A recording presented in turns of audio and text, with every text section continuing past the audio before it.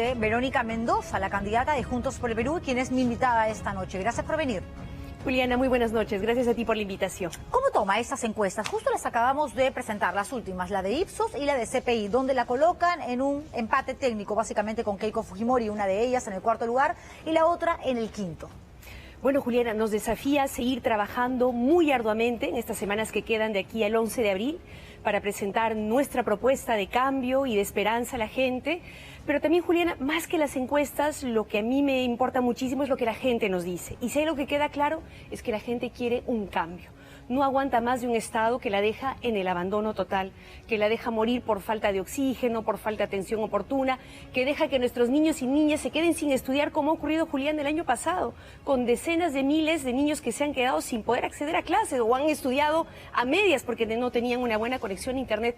La gente quiere ya un cambio. Bueno, dentro de las propuestas de Juntos por el Perú está el hecho de que el acceso a Internet sea un derecho, ¿no?, en la Constitución nueva que ustedes plantean, porque a diferencia de algunos que dicen si es necesario hacer ciertas modificaciones en la Carta Magna, ustedes plantean algo mucho más drástico, cambiarla a través de un referéndum y luego una asamblea constituyente. Y la escuchamos continuamente hablando acerca de la Constitución, que diríamos es un poco el caballito de batalla de esta campaña de ustedes. Pero, ¿qué es exactamente lo que quieren cambiar? Porque da la impresión de que no logran aterrizar en cuanto a la necesidad de cambiar la Constitución y en qué puntos específicamente. Bueno, Julia, tú acabas de dar un ejemplo concreto, ¿verdad? Creo que, por ejemplo, el acceso a Internet, si hace algunos años podría haberse considerado un privilegio, hoy nos damos cuenta de que es absolutamente fundamental. Hoy sin Internet ya no podemos vivir, nuestros niños no pueden estudiar. Por eso planteamos que el Internet se considere un derecho humano y que el Estado lo garantice y que quede consagrado así en la nueva Constitución. Pero antes de eso, por ejemplo, para salvar este año escolar, que no puede ser como el anterior, Juliana, porque precisamente el día de hoy hemos estado en Villa María del Triunfo conversando con padres y madres de familia, Juliana, angustiados porque son conscientes que el año 2020 ha sido en la práctica un año perdido, en el cual los conocimientos que han adquirido sus niños han sido muy poquitos y sobre todo su salud emocional, su estabilidad se ha visto también perjudicada porque no han podido ir a clases presenciales, ¿verdad? Y no está claro si este año vamos a poder hacerlo en algún momento. Lo mismo que para los profes, que han tenido que hacer doble, triple de esfuerzo para poder preparar sus clases sin acompañamiento del Estado. Y para nosotros los padres, Juliana, quienes hemos tenido que hacer de mamás, profesoras, al mismo tiempo que chambear, necesitamos entonces un plan de retorno seguro a las clases. Eso sí, con todos los cuidados del caso. Por eso hoy hemos presentado este plan que incluye la vacunación de los maestros y maestras, que tiene que quedar claramente establecida y cronogramada. En segundo lugar, una intervención articulada entre el Ministerio de Educación, de Salud, de Transportes y Comunicaciones, el MIDIS, para poder monitorear este retorno a clases. En tercer lugar, una consulta a profes y padres de familia para ver cómo va a ser ese retorno, ¿no es cierto? Porque es diferente hacerlo en una comunidad campesina en Cusco o hacerlo aquí en San Juan del Lurigancho. ¿Para cuándo, por ejemplo, ustedes plantean que ya se podría regresar de manera presencial a la escuela? Mira, ojalá para el segundo semestre, pero el tema es justamente que no esperemos al segundo semestre, sino que nos preparemos desde ahora, comprando, por ejemplo, desde ya todas las herramientas y equipos que se van a necesitar, mascarillas, alcohol gel, instalando los puntos de agua para que los niños se laven las manos, porque hay un montón de escuelas que no tienen agua potable, comprando de repente ambientes prefabricados para poder ampliar el espacio y no haya aglomeración, pero eso se tiene que hacer desde ya, para que no nos ocurra como el año pasado, que las tablets empezaron a llegar a final de año, y las del año pasado no terminan de llegar este año inclusive, y dentro de ese plan tiene que estar, por supuesto, el tema de la conexión a Internet, y con eso termino, Juliana. Por eso nosotros planteamos, por un lado, para la emergencia, un plan que vamos a llamar EduConecta, un plan de datos para los jóvenes más necesitados para que puedan conectarse, no perder sus clases en Internet, y asegurar que el Estado invierta, participe activamente en la ramificación de las conexiones a Internet.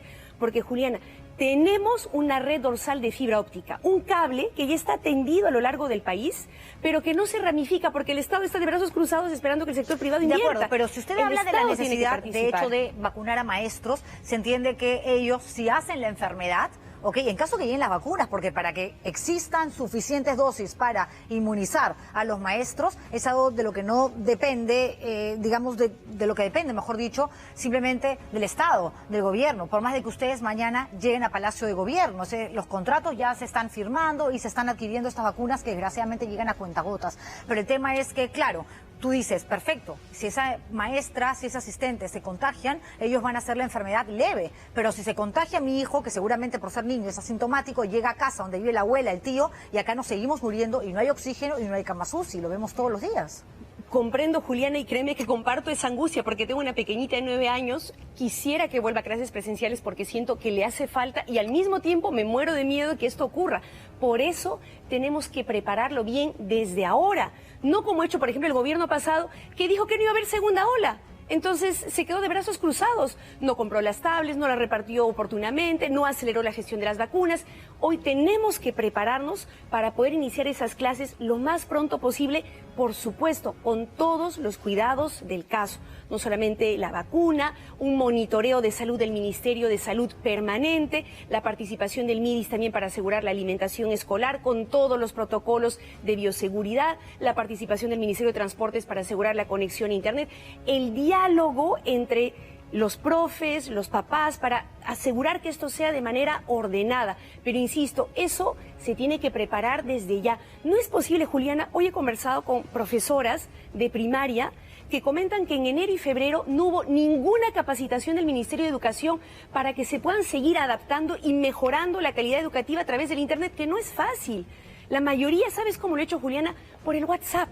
Ni siquiera han podido tener el Zoom, que por lo menos... Y prestándose el teléfono del papá, de la mamá, porque no tienen el dispositivo. Como me decía la señora Irma ahora en Villa María, con un celular tenía que atender a mis 3 hijas y ver turnos para que se puedan conectar. O sea, todo eso no se puede repetir este año, lo del año pasado. Tenemos que hacerlo mejor por nuestros niños y nuestras niñas. Por eso regreso al tema de la Constitución, porque usted dice que uno de los puntos que estarían dentro de una nueva Carta Magna sería el de derecho al acceso a la Internet. De acuerdo, pero ¿hay necesidad de una nueva Constitución? Digo esto porque con, digamos, el mismo objetivo de tener una nueva Carta Magna, hemos visto cómo expresidentes en otros países han aprovechado para quedarse allí arraigados en el poder y no quererse mover. Evo Morales, que además terminó saliendo por un escándalo de fraude electoral, y no lo digo yo, lo dice la propia OEA. Tenemos a un Ricardo Correa que al final se fue para dejar a Moreno un ratito, ¿no? Como que en la pausa, y seguramente va a volver.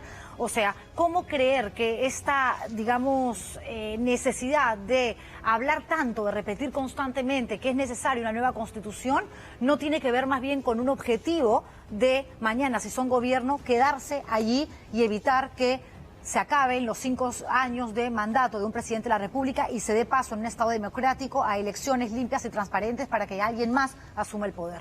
Porque nuestro objetivo, Juliana, es que esa nueva Constitución pueda, por ejemplo, garantizar que la salud, que la educación son derechos, porque la actual Constitución dice que son servicios que el sector privado debe proveer y el Estado se lava las manos, se pone de costado, como ha ocurrido en la pandemia, Juliana. El Estado ha dejado morir por falta de oxígeno a 100.000 peruanos, 100.000 peruanos, cuando perfectamente pudo haber tomado el control de la producción, distribución de oxígeno medicinal, pudo haber sido mucho más activo en garantizar la vida de la gente, pero no. Por eso, la nueva Constitución tiene que decir claramente que la salud, que la educación son derechos que el Estado garantiza. Creo que también es importante restituir derechos que estuvieron antes y que Fujimori borró de la Constitución del 93, como el derecho a la vivienda, que hoy no existe. Por eso que las familias están sometidas a los traficantes de terrenos o a los grandes negocios inmobiliarios. Y no hay una política de Estado para una vivienda social ordenada, planificada, subsidios para las familias autoconstructoras. Restituyamos el derecho a la vivienda. Pero en última instancia, Juliana, ¿quién debe decidir si debe haber o no una nueva Constitución? El pueblo soberano, como debe ser en democracia. Usted dice referéndum, que el pueblo decida, y sí, la respuesta es queremos, entonces, una asamblea constituyente. Exactamente. Pero eso no es así, porque el artículo 206 de la Constitución lo que dice es que toda reforma constitucional de ser aprobada por el Congreso debe ser aprobada por el Congreso con mayoría absoluta del número legal de sus miembros y ratificada mediante referéndum, es decir, no depende de una asamblea constituyente. Lo que pasa, Julián, es que de lo que tú estás hablando es de una reforma constitucional. Nosotros no estamos planteando una reforma. Ya hemos hecho parches, Julián. ¿Te acuerdas del referéndum que hicimos hace un par de años, convocado por el señor Vizcarra? Ya hicimos parches, maquillajes, estamos siempre tratando de armar un Frankenstein y no funciona. En lugar de mejorar, la cosa empeora. Por eso nosotros planteamos la necesidad de una nueva constitución, que es sobre todo, Juliana, un nuevo pacto entre peruanas y peruanos para dejar atrás todo este tiempo de corrupción, de entreguismo, de violencia, inaugurar un tiempo nuevo sobre la base de nuevas reglas de juego, orden, planificación, justicia y de nuevos valores. Pongamos por delante la vida, el bien común, la solidaridad. Después de este año en el que hemos visto que el lucro, la ganancia es la que manda, donde la salud y la vida de la gente tiene precio, ya no más. Pero cambiemos. Pero eso depende también, para redactar social. una nueva constitución, depende también de la participación del Congreso de la República. Lo que nosotros planteamos es una nueva constitución y que sea el pueblo soberano, sí, de donde emana el poder constituyente el que decida si quiere o no una nueva constitución y quién la debe hacer.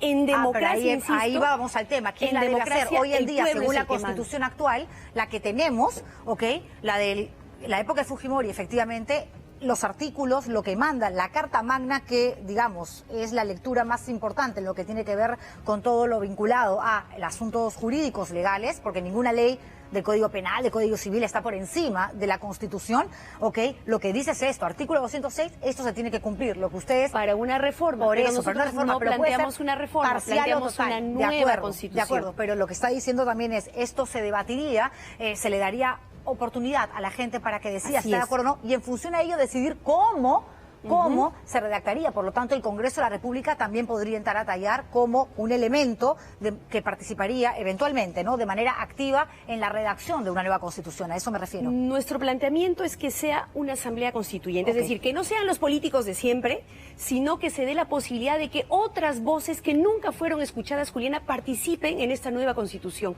Pueblos indígenas, por ejemplo, quechuas, aymaras, a quienes nunca se les consultó. Garantizar que las mujeres estemos representadas en un 50%. ¿Sabes cuántas mujeres, Juliana, participaron en la constituyente del 93? Eran 80 constituyentes, hubo 7 mujeres.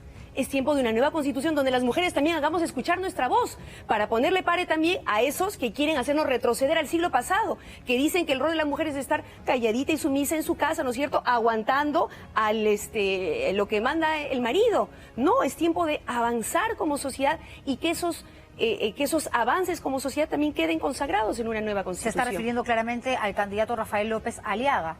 ¿Qué opina de él? Bueno, como decimos en mi tierra, Juliana, Izcayuya, doble cara, porque dice, vamos a combatir los monopolios, y resulta que es dueño de un monopolio precisamente en Cusco, en mi región, del tren a Machu Picchu, ¿no es cierto?, donde cobra los precios que le da la gana, porque dice, la SUNAT no debe cobrar a los pequeños negocios, sino a los grandotes, y resulta que él es el que debe 28 millones de soles. Entonces, bueno, pero creo que la gente, Juliana, se va dando cuenta poco a poco de quién es quién y quiénes dicen cosas de la boca para afuera, sin convicción, sin compromiso, y quienes planteamos las cosas con convicción, porque sabemos que se pueden y se deben hacer. Y usted, si ya que hablamos de temas de convicción, de compromiso, se atrevería a decir, por ejemplo, hoy que en caso llegue a Palacio de Gobierno y exista una nueva constitución a través de un referéndum, que luego pase una asamblea constituyente, el Congreso no participaría, como lo manda la Constitución ahora, si es que hay una reforma parcial o total, en fin, ¿no aprovecharía esto para quedarse en el poder? Es decir, hoy Verónica Mendoza podría decir que si en julio se convierte en la nueva presidenta y entra a Palacio de Gobierno, cumpliría sus 5 años y luego no haría nada para quedarse allí. En absoluto, Juliana. Yo sí creo en la alternancia, en el poder. Creo que es bueno en la política que se renueven los cargos, que se modernicen las organizaciones. Ese es nuestro propósito, Juliana. Y tampoco es que nuestra única propuesta sea la nueva Constitución, Juliana. Nosotros estamos muy conscientes de que el 28 de julio, si es que el pueblo peruano nos da su confianza, nos va a tocar encarar todavía una dura y dolorosa crisis sanitaria y económica que requiere de medidas urgentes. Oxígeno, vacunas, internet y chamba. Esa es la prioridad número 1. Oxígeno, como te dije hace un momento. Si hace falta, nosotros sí vamos a tomar el control de la producción y distribución de oxígeno medicinal para que nadie se muera por falta de oxígeno, Juliana, porque la gente no se está muriendo por COVID, se está muriendo por falta de oxígeno, que el Estado le podría garantizar y que no le da.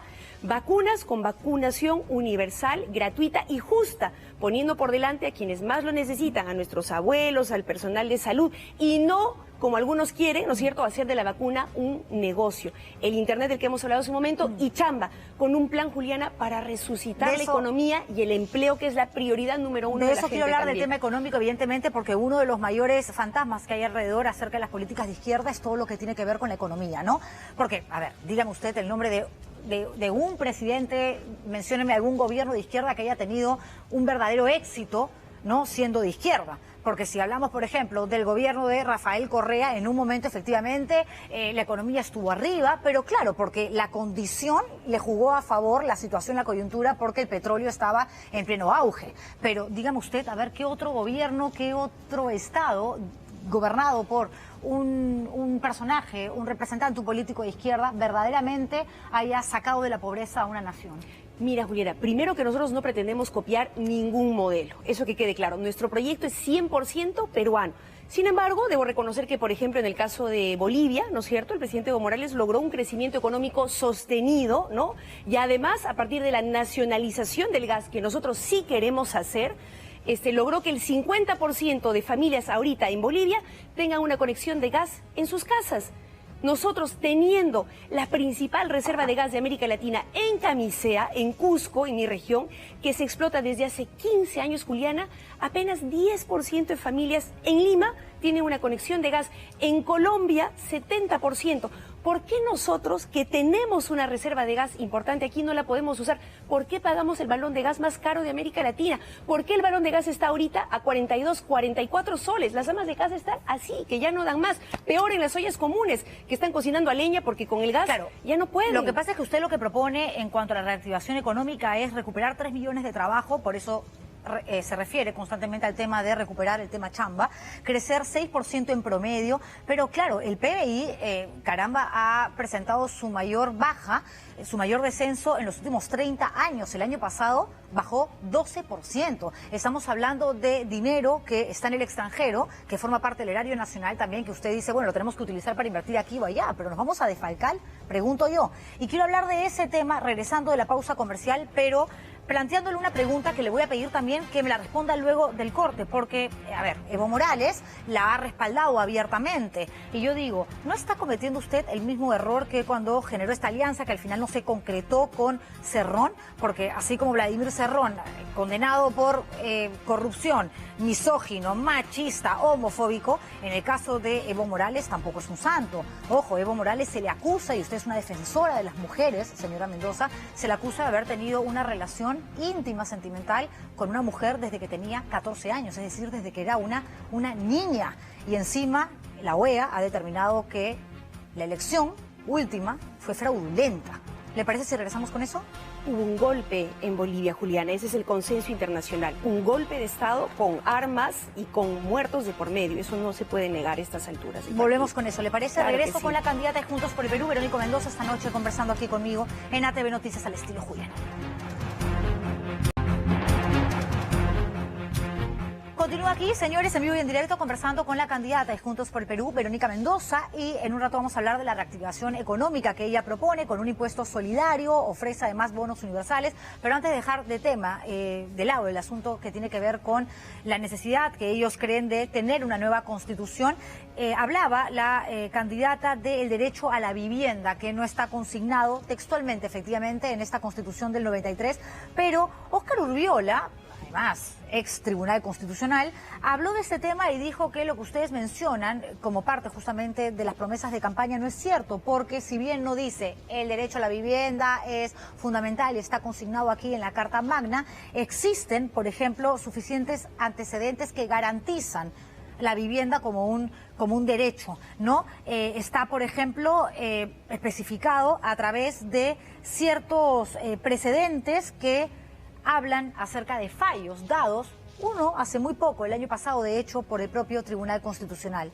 Le pregunto, ¿eso no es suficiente para ustedes? Claramente, Juliana, no es suficiente. Pregúntale a los vecinos de Jicamarca, que llevan 50 años tratando de tener saneamiento físico legal, o a todas las decenas de miles de familias a lo largo y ancho del país que no tienen agua potable.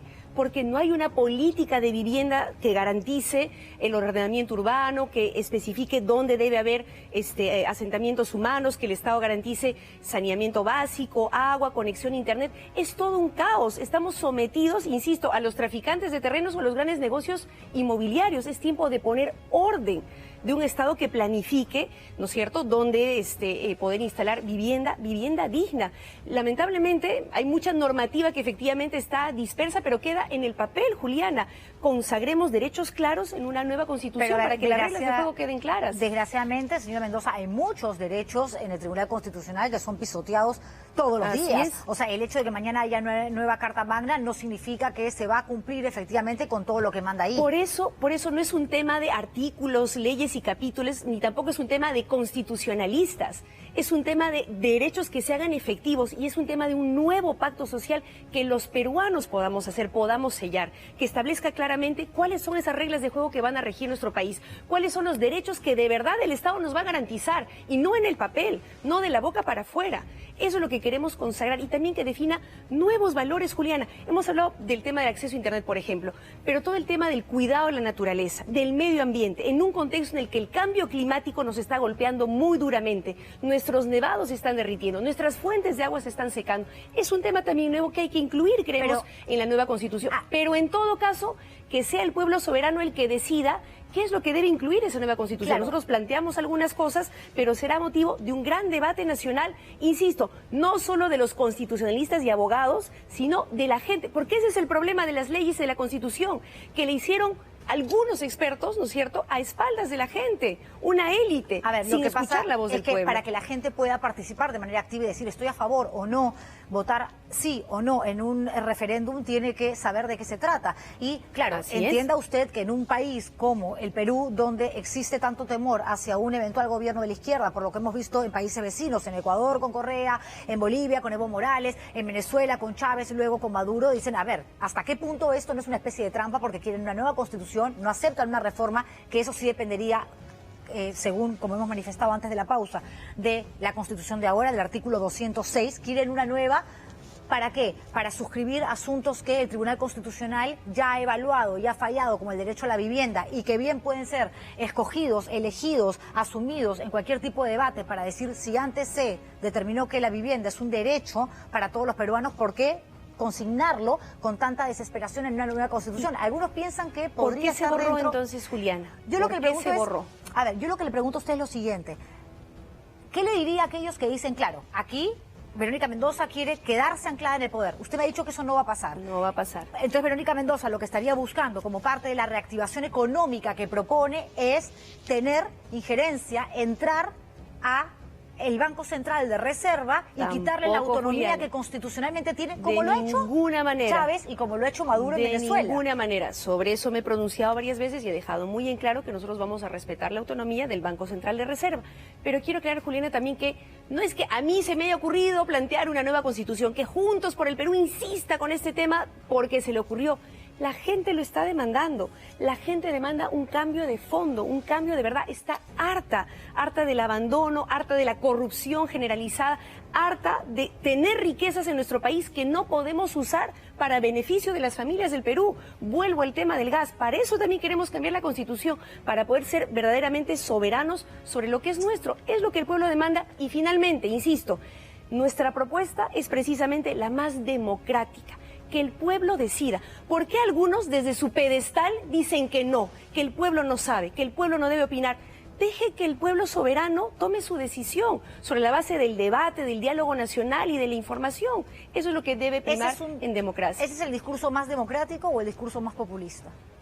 Democracia, Juliana.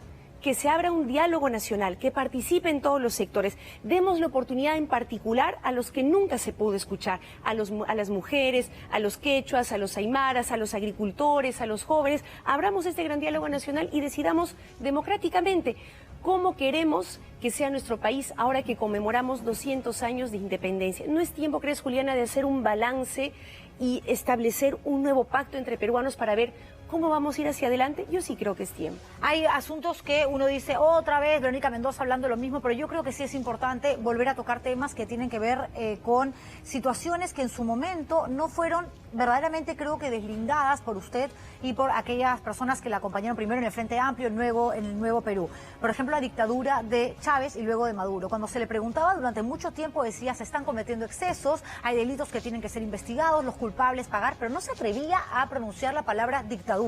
Y de hecho, en algún momento yo le hice una pregunta, igual cuando trabajaba en otro canal, lo conversé con Indira Glave, con Marisa Glave, con Indira Wilca, y les costaba muchísimo. Hoy usted sí dice, esto es una dictadura, tanto lo que pasa en Venezuela como lo que sucede en quizás o pudo haber pues sucedido en otros lugares, en lugares del mundo. ¿Pero por qué tanto tiempo para reconocer el abuso y el atropello a los derechos humanos en Venezuela? Juliana, yo siempre dije lo que opinaba en el momento en que las cosas ocurrían.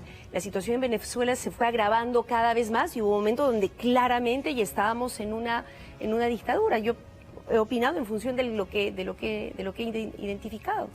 ¿Lo que pasó en Ecuador con Rafael Correa fue una dictadura también, cree usted? No, ha sido elegido los sucesivos presidentes democráticamente, ¿no? ¿Le parece bien que se haya quedado tanto tiempo en el poder? ¿Le parece bien lo que hizo con los medios de comunicación?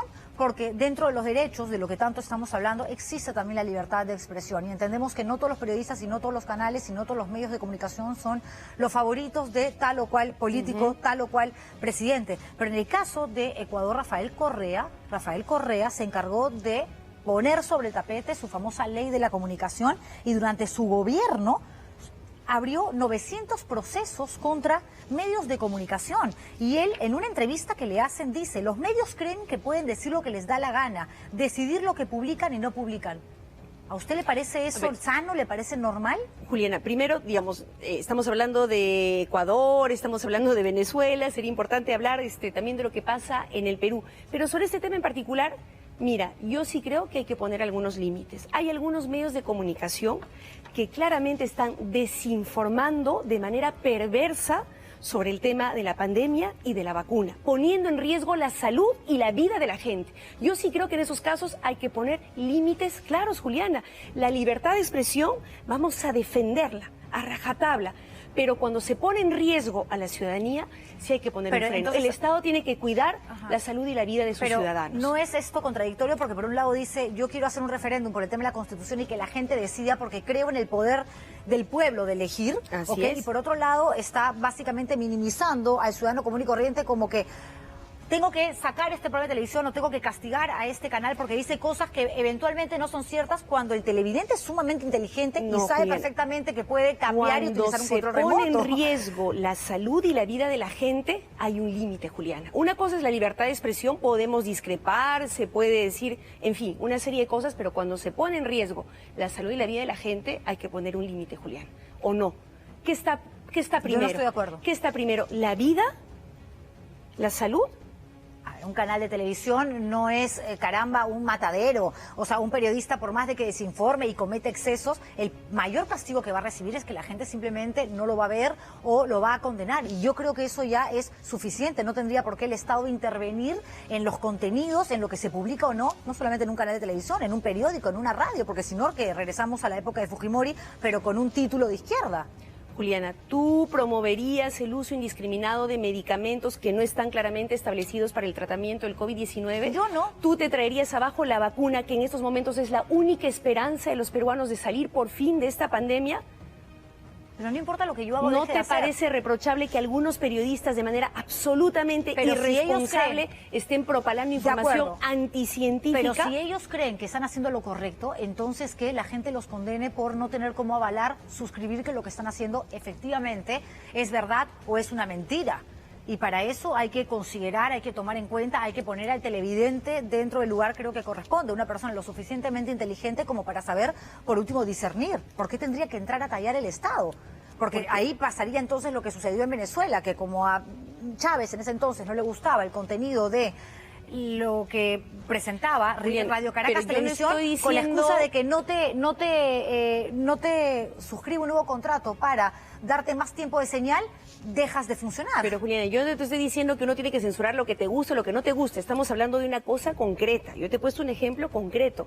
Si se pone en riesgo la salud y la vida de la gente con esa información, yo sí creo que el Estado tiene que poner un pare. Como cuando, por ejemplo, algunos programas televisivos difunden mensajes racistas, sexistas, homofóbicos. Sí creo que tiene que haber un mensaje de alerta. Es que estamos dentro del territorio un poco de lo subjetivo, ¿no? ¿Qué es condenable, qué no es condenable? ¿Qué es para una persona un asunto machista, qué no es? En todo caso, me queda poco tiempo y yo no quiero dejar de consultarle por el tema de las agendas, ¿no? Que también, digamos, es una de las mochilas que carga usted, o por último una piedra en el zapato, un refrito, que algo le debe incomodar. Juliana, la verdad que a estas alturas, mira, ya son 6 años que repiten lo mismo una y otra vez. Ha habido 2 comisiones del Congreso que lo han investigado, que han revisado las agendas con lupa. El Ministerio Público también. No han encontrado absolutamente nada. Así que yo, por lo menos yo, estoy tranquila. Otros son los que se desesperan reviviendo ese refrito, no sé con qué intenciones. ¿Por qué cree que Ollantumala lo hace?